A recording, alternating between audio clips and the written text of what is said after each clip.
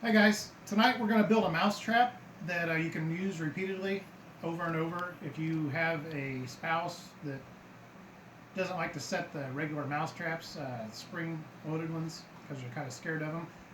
You can build one of these and it'll last you a long time.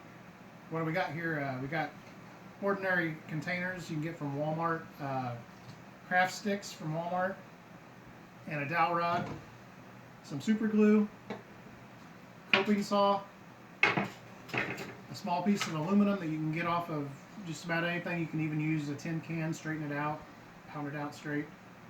So, what we got here, this is our plastic jug, and we've taken these craft sticks here, and we've taken the lid,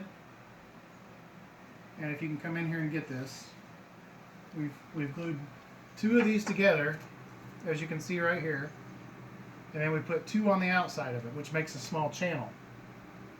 And your aluminum fits in between that channel. So you have this is going to be your trap door here. It just kind of slides in between there. You see that? There's not enough room for the mouse to get out. You take your lid, drill a 1-inch hole in the lid. That's big enough for any mouse that's in your house, field mouse, whatever.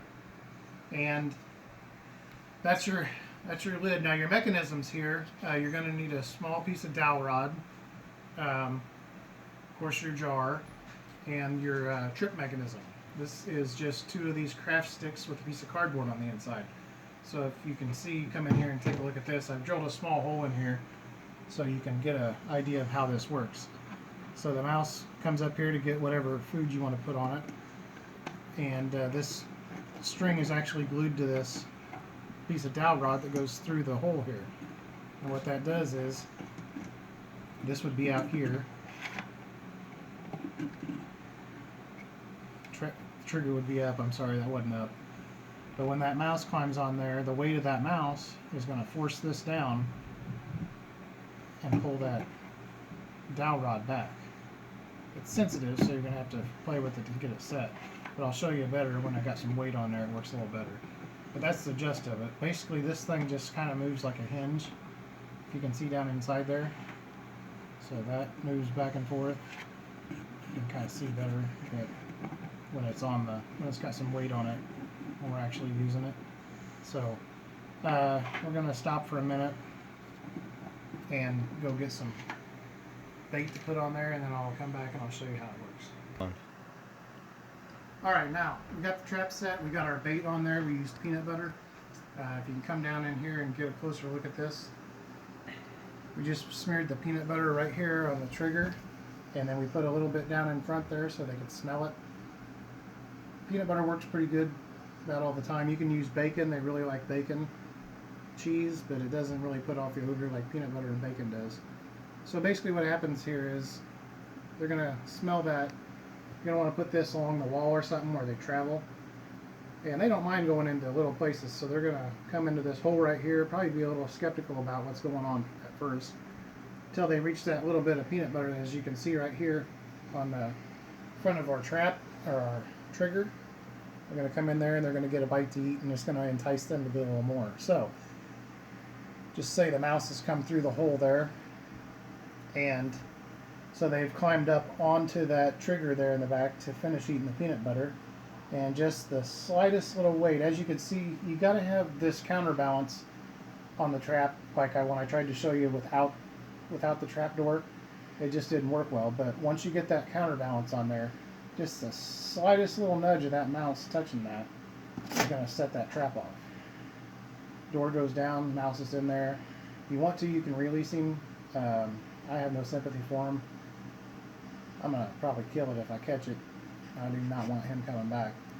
But this is an alternative way to catch a mouse in your house without using some of the spring traps that often go off in your hand before you get them on the ground.